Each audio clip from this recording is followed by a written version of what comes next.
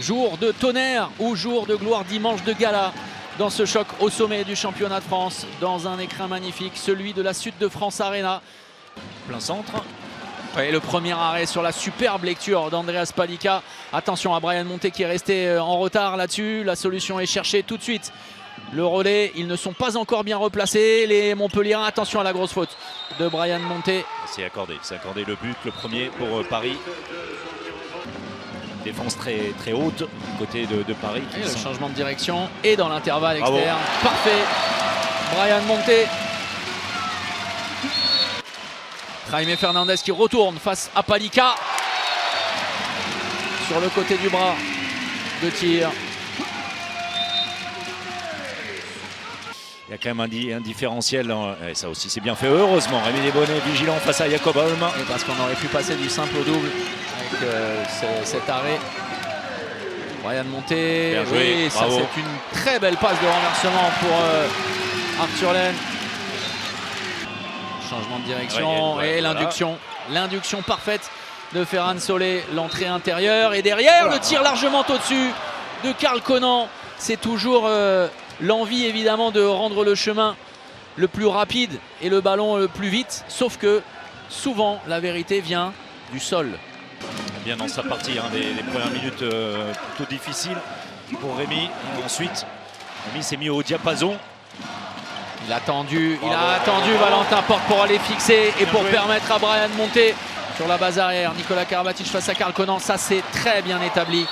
Vous avez vu, je vous parlais du mouvement de Ferran Solé sur la base arrière. Et regardez l'oubli, il glisse complètement dans le dos. Et ils sont encore sur Kamil Shipczak. Tranquille. Avec les 7 mètres évidemment. Attention les dernières secondes. Et l'arrêt. Andreas Palika, il reste 3 secondes, il faut tirer, c'est trop tard. C'est trop tard. 15-13 en faveur du Paris Saint-Germain. Et on l'a dit, peu de buts, un engagement de tous les instants, beaucoup de vitesse. On est dans un match classique entre Montpellier qui tient. À sécuriser cet avantage éventuel de 4 buts, reste à Montpellier. Confirmer cette impression avec ce premier but, l'un des meilleurs joueurs de ces 30 premières minutes. Dans un petit espace, c'est arrêté côté parisien, la bonne séquence défensive et derrière la puissance d'Elohim Prandi comme un grand ou presque, malgré le travail préparatoire relatif. Là, sur cette séquence, le passage de bras, il est très fort, Valentin Porte, il a relevé la tête. Difficulté parisienne avec à nouveau de la vitesse. Oh, il a voulu être altruiste là-dessus. Et bien lui en a fait, parce que Ferran Solé, même avec de la difficulté, trouve le chemin du but. Mais Luc Steins qui était presque surpris de voir les portes s'ouvrir. Encore un très bon déplacement du meneur parisien.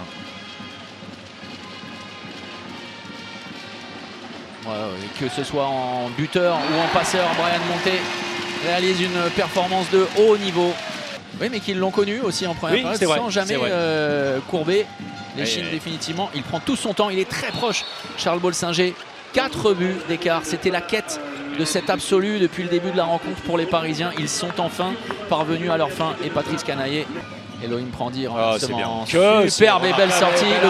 Le pied de Shipczak et le ballon récupéré après cette intervention de Charles Bolsinger pour peut-être relancer la machine. Sur les 13 dernières minutes, boum! Super, là aussi, Kylian Pratt avec plus de Luc Steins alors qu'il pouvait entrer, puisque les 3 attaques sont terminées, mais c'est un rythme qui convient bien. Et regardez, avec la finition, c'est le premier but. Parce que au fond d'eux-mêmes, je ne sais pas s'ils y croient encore. C'est extrêmement difficile. Semble avoir abdiqué, effectivement. Mais écoutez, oh là là, incroyable. Le stop de Yannick Green. Le pastis du pied. Des 2 pieds. Incroyable. Vraiment le coup de force, tout simplement. Ils ont été admirables. La fin de Nikola Karabatic. Beaucoup trop fort. Oui, et puis très sérieux. À aucun moment il y a eu du laisser-aller dans le jeu parisien. Ça peut parfois arriver d'en mettre un petit peu moins. C'est humain, ballon perdu par les Parisiens justement. Un coup à jouer à droite, Monté qui va pousser jusqu'au bout. Il aura entretenu l'espoir, notamment sur la première période, Bryan Monté. Mais le manque de rotation, le manque de fraîcheur également. Mais surtout, avec cette victoire, Marchand servi pour le 31e but. Les Montpelliérains auront l'occasion de retrouver les Parisiens en demi-finale de la Coupe de France. Ils étaient parvenus à le faire la saison dernière en punissant les Parisiens avant de se voir infliger une fessée quelques temps après à Paris. Mais Paris mérite totalement ce large succès. Victoire 31-26 d'un Paris trop puissant. Surpuissant et en tout cas plus puissant que les Montpelliérains. Bah ouais, ça n'a pas suffi ce soir. Après le discours était clair, c'est vrai qu'on vit des semaines un peu compliquées avec des blessures qui s'accumulent, les entraînements sont à effectifs réduits avec beaucoup de jeunes joueurs, donc on n'a pas tous les jours le sourire non plus à l'entraînement, hein, mais bon, toute cette frustration qu'on peut avoir à l'entraînement un peu, de mettre mot, c'est de l'oublier et tout donner sur le terrain, se faire plaisir pendant les matchs. On peut rentrer chez nous et se dire qu'on n'a vraiment pas de chance, mais voilà, Montpellier, on se doit de se remettre debout et jouer quoi qu'il arrive, même s'il nous manque des joueurs. Jouer à fond, montrer un très beau visage.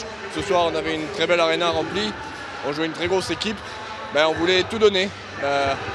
Encore une fois, j'ai pas grand chose à reprocher aux gars, mais vers la 40e, 45e, je sentais qu'il y avait un petit peu moins de gaz et face à une équipe aussi bien rodée, voilà, c'est sûr que l'écart se fait, mais on va se battre. Oui. On a des semaines compliquées qui arrivent, mais on va se battre. On savait que cette semaine, ça va être archi important pour nous, parce qu'on peut dire on a joué pour avoir le pouvoir dans Champions League, pouvoir continuer de se battre pour la première et la deuxième place dans les groupes, et dans la Ligue française pour continuer de travailler, faire énormément de travaux qu'est-ce qu'ils ont fait et on continue. Fait pas lâcher parce que je sais, je sens et tout le monde sait qu'on peut encore jouer mieux. Alors,